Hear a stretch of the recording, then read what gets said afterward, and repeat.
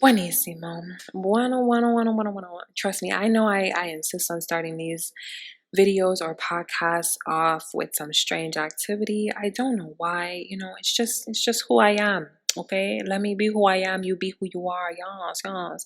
In fact, that's so funny that I say that because in today's video, in este video, we are actually going to be going over the poem called I Am from my poetry collection.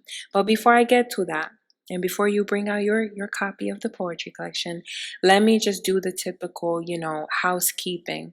Buenísimo. Aló everyone, as we say in the Caribbean. Aló. Hello everyone, welcome or welcome back to the Sincerely Verolina channel. I am sincerely excited for today's video. Yes, on this channel I discuss topics such as healthy relationship dynamics, childhood development, self-care, foster care, emancipation, and personal growth, and much more. So feel free to take a seat, a virtual seat that is, in the comment section, and engage with the video if these topics interest you, or if you want to.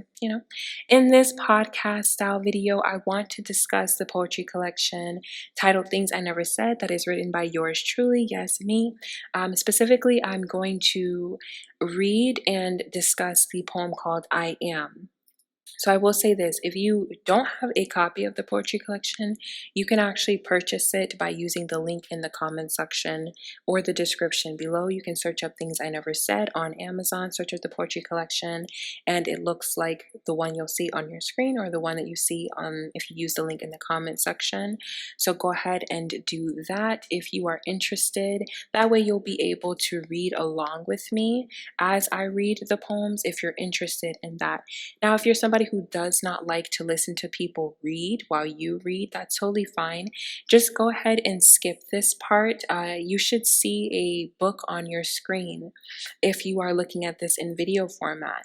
So just fast forward until you don't see the book anymore. And that is how you know I'm no longer reading the poem. And that is when I'm actually just doing the poem overview. So I'll see you at the timestamp if you are going to fast forward this portion of the video. Yas. And that is totally okay, no judgment. I understand some of us, have our different reading preferences, so it's okay. Bueno. So the poem that I'm reading today, as I said, is called I Am. Yes, we're doing affirmations today, girl. Yes. And this poem is actually on page 11. So I hope that that gave you enough time to turn to page 11 in your book if you are reading the physical copy. If you are on the Kindle reading the digital format, honestly, I don't think that the pages are numbered exactly the same. I'm still figuring out things with the Kindle format. I have to go back in and try to, change things around once again. But yes, just find the poem called I Am. And yeah, vamos a comenzar, right? Okay, this poem is called I Am. I am patient and ambitious. I wonder if this means I will get what I deserve. I hear life works in mysterious ways, but I see a few people who understand the game, so I want to know what they know. I am patient and ambitious. I pretend like I enjoy the path we are on, but I feel like going where there isn't one and leaving a trail. I touch the heart through art because I worry that it's a dying form of expression. I cry when my feelings and thoughts become entangled, but I am patient and ambitious. I understand that I have to pace myself. I say that I'm incapable of dreaming small because I dream bigger. I try to go for the gold instead of settling for the silver. I hope you don't plan on doubting me because I am patient and ambitious. I am. All right. So this poem is near and dear to my heart for several reasons. The first one being the very first poem I remember writing when I was a child in elementary school. I can't remember if it was in third grade or fourth grade, so I'll just say when I was in elementary school. I remember that the first poem that we wrote was an I am poem. That was my introduction to poetry when I was in elementary school. And I enjoyed it. I thought it was so fun and so cool, like that there was a structure, like there was a task at hand. You had to complete the sentence, like I am, I wonder, I hear, I see, I want, I am, I pretend, I feel, I touch, I worry, I cry, I am, I understand, I say, I dream, I try, I hope. You had to fill in the blanks. But what I didn't like about the exercise is that we weren't allowed to use more than one word. I remember kids raising their hand like, excuse me, teacher, I don't know how to just use one word for this one. And so our teacher would say like, okay, like you can use, a sentence, but just keep it short. And I just didn't like, the restrictions. I felt like, we should be able to say whatever we wanted to say. It's an I am poem. How can you tell me what I'm allowed to say for my own I am poem? So I went home and I wrote my own I am poem, and I enjoyed it. And I wrote a much better one than the one that I turned in. So I recall bringing my own poem to school and sharing it with my teacher because I thought mine was better than the one that we were forced to turn in. The one we had to turn in was just too basic for my taste. And yes, that turned into me becoming an avid lover of poetry. I enjoyed the entire poetry unit every time we had one in English class or just in any of my, schooling. And then I also just decided to write when I was at home. As I said, I think in the introduction video, I started writing poems and songs, and then I started to write short stories, chapter books, plays, and other things like that once I learned how to do that in elementary school. So yes, it all started with poetry for me. I love poetry. I love writing in general, but I really, really, really like poetry. Now, as for this poem, I am. First of all, I will say if you don't know by now, um, the statement I am is super powerful. So be mindful of whatever you say after I am. If you say I am tired, guess what? You're tired. If you say I'm ugly, guess what? You're ugly. If you say I'm broke, guess what? You're broke. Be careful what you say after I am. It's okay to acknowledge how you are feeling and how you are doing. It is imperative and important that you acknowledge how you are doing and how you are feeling.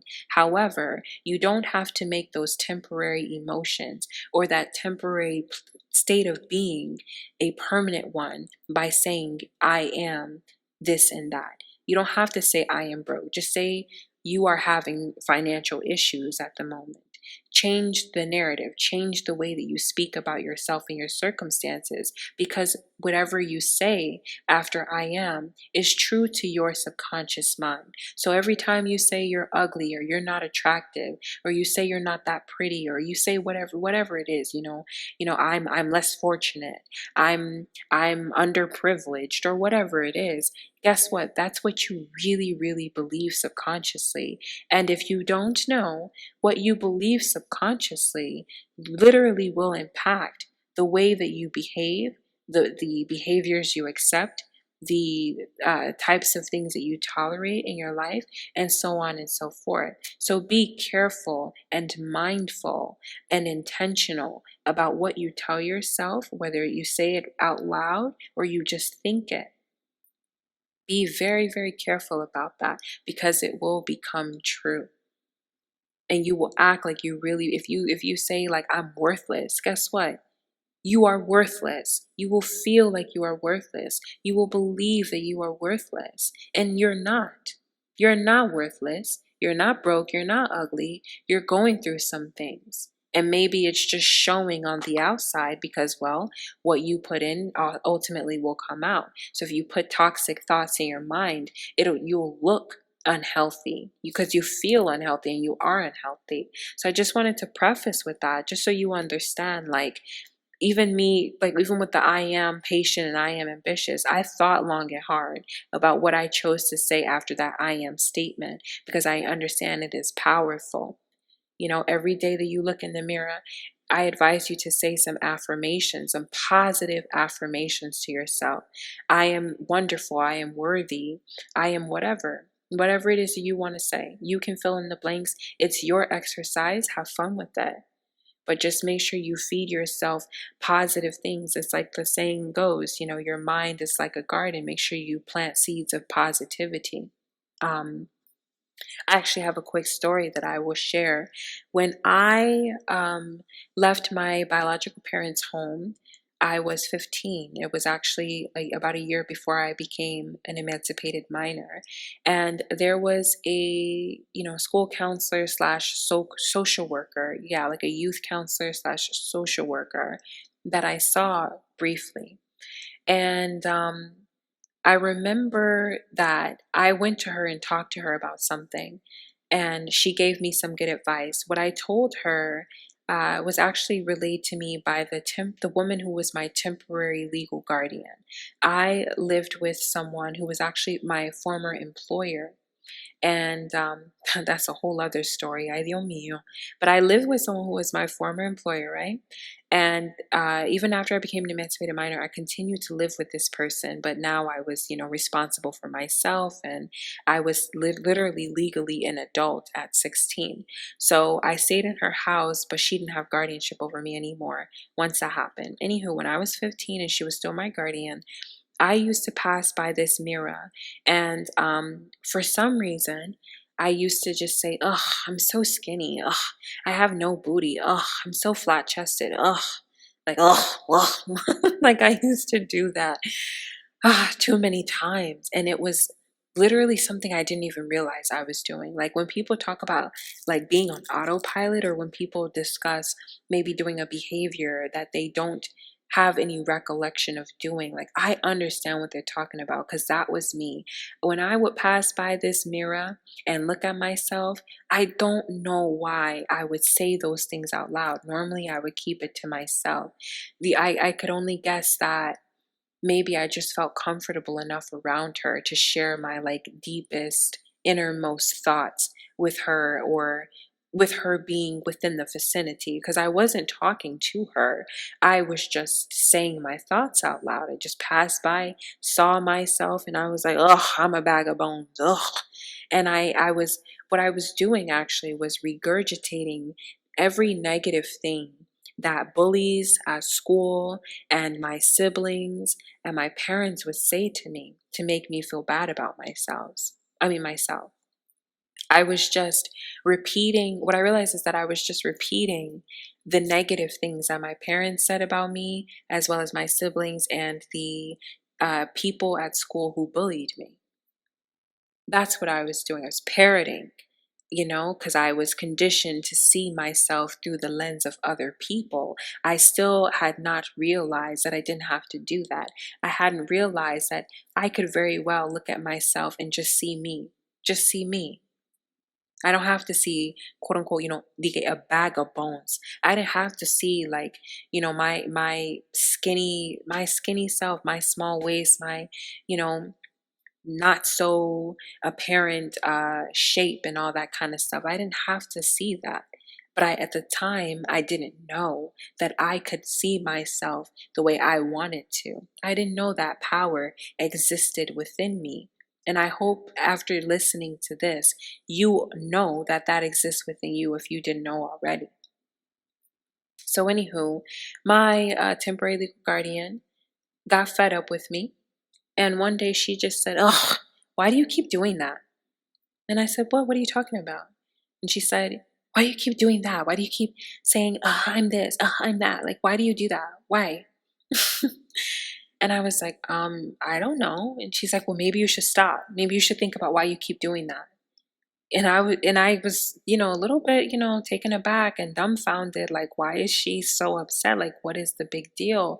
What I'm saying isn't hurting her, but I understand that she didn't see me the way that or I'll say she didn't see those negative things about me. She didn't see a flat chested, flat bootied, bag of bones. She didn't see, this girl with no shape and all this. Like, she didn't look at me like that. So she didn't understand why I looked at myself like that, and she didn't like it. And I understand from my own experiences with people how it can be uncomfortable to watch someone who you think highly of or you just think well of reduce herself to nothing, especially when you know that she doesn't have to see herself like that. Like maybe she, like if you've ever had a friend who you think is a good person, or a friend who you think has a great heart and a great spirit about her, but she constantly puts herself down. It's like, girl, you're actually a good person. Like you have a good quality character. Why are you putting yourself down? Like you don't really have a reason to knock yourself. You're wonderful. Why are you telling yourself the opposite of that? I've had friends like that. So I understand that maybe she was just uncomfortable and annoyed with me because she wanted me to see myself in a much better light than I chose to at the time. And I can appreciate her despite everything with her ending the way that it did. I can appreciate that she pointed that out to me because I went to the social worker that I was seeing at the time, maybe about a week or once a week or so. And I told her about it and I asked her, like, I think I told her that I wanted to understand why I was doing that. I wanted to understand, oh, that's such bad grammar, why I was doing that. I mean to say, why I did that. I wanted to understand why I did that. I wanted to understand like where that came from. And she explained, she asked me questions. We realized together that that was just a bad habit that came from being bullied and me not knowing that I didn't have to see myself through the lens of the people who didn't like me in the first place. And she gave me an exercise. This social worker told me, to look at myself in the mirror every day and to tell myself several positive things about myself. She told me to write it down and to, essentially create a mantra that I say to myself every day. And I appreciate this woman so much because I absolutely did that and it absolutely helped me, absolutely changed my circumstance because, well, maybe not literally in the moment, but it helped me to perceive myself and my capabilities differently. It helped me to understand like my potential, and my power. Like, I honestly, like, I can't stress it enough. You really have to get to a point where you can control your mind. You really have to get to a point in your life as soon as possible where you understand like the power of your mind. Your mind will break you or your mind will shape you. Your mind will play tricks on you like nothing else. You talk about a jokester, your mind has tricks for days.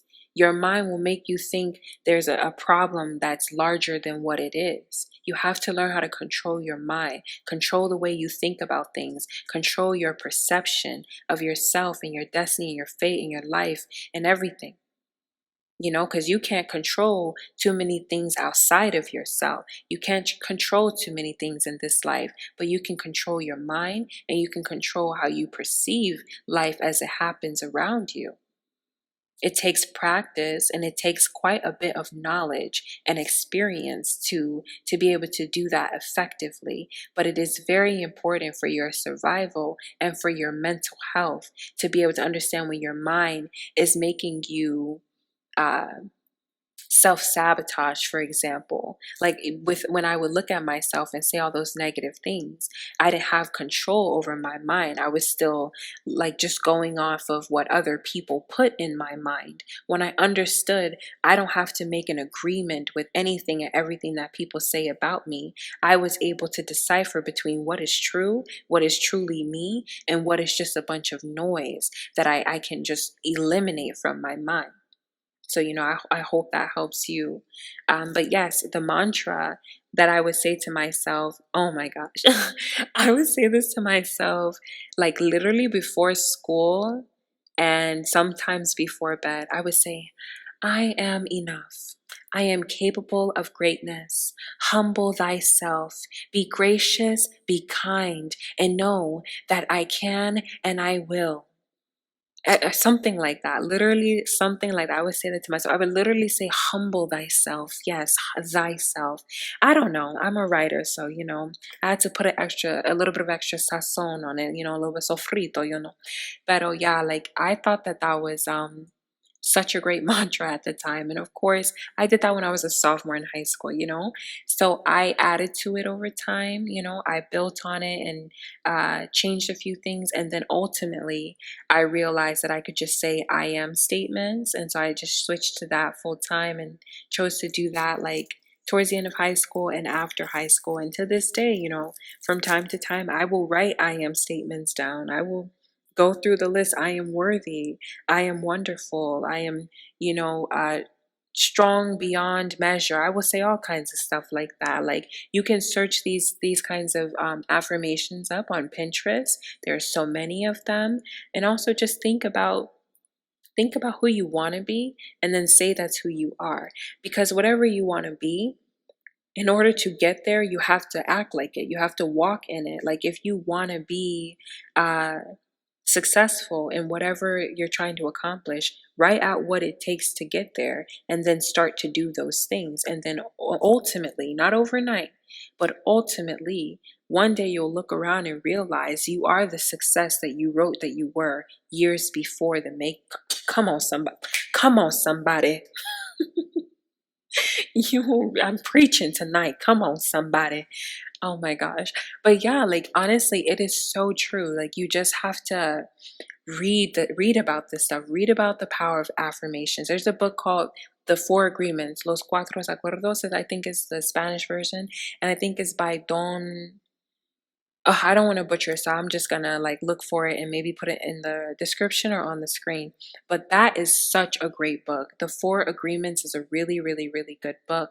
But like I said, you can read articles about affirmations and find I am statements online. Like, it will help you tremendously, and you are not ever too old or too young to start. I think good parenting or good parents, would actually start the affirmations earlier in their child's development. Like, if your child is old enough to stand in front of the mirror and brush her teeth, then she should be old enough to stand in front of the mirror and say, I am great, I am wonderful, I am amazing, I am smart, I am worthy. Like, you can teach your child to say those things even if they don't exactly know the meaning or the spelling.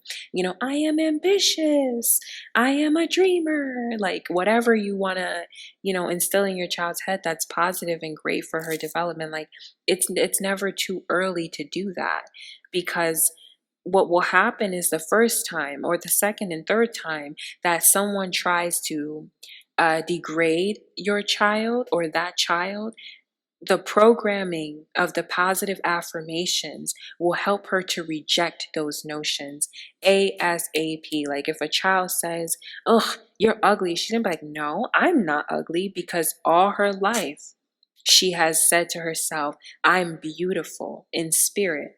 I am beautiful on the outside and on the inside.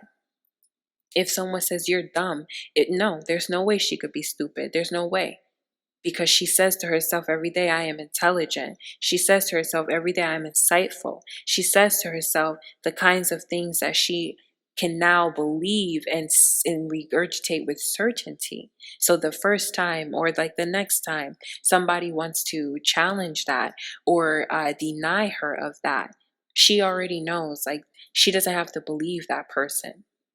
It's very, very powerful. Speaking of powerful, a great quote that helped me is the one that I reference in this poem.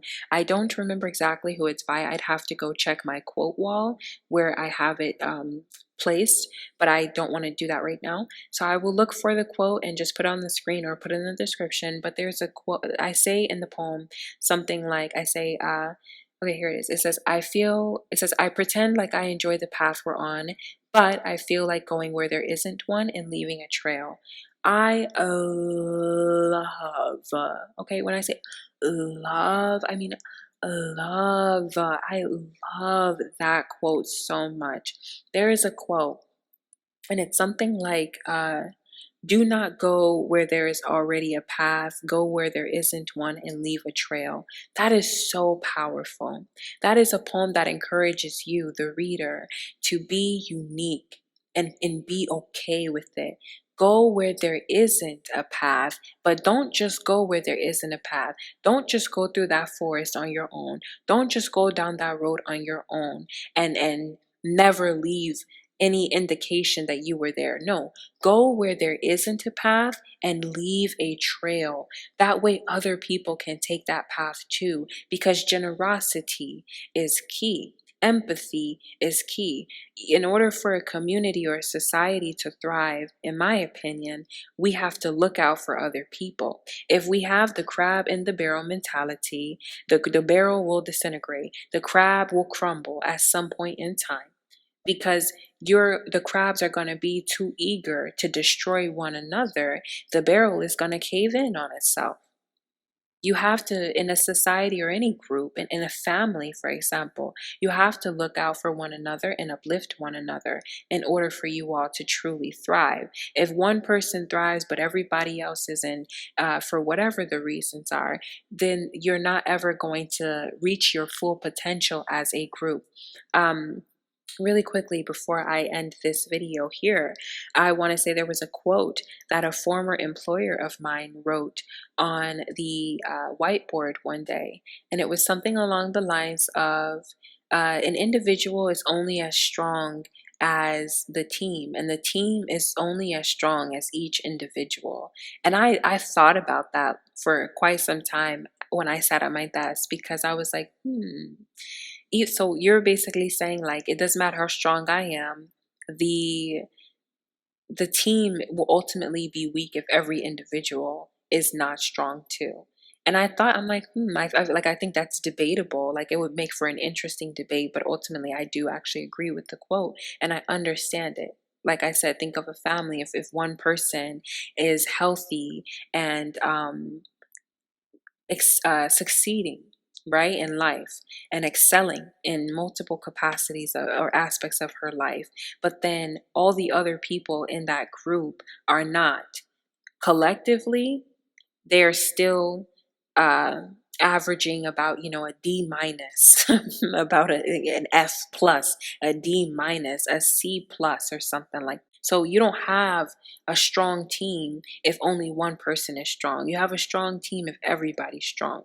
You don't have a strong individual if the whole team is weak, because ultimately in a team effort, everybody's effort counts. So it doesn't matter how strong you are, everybody's effort will impact the way that the team scores. That's how I thought about it.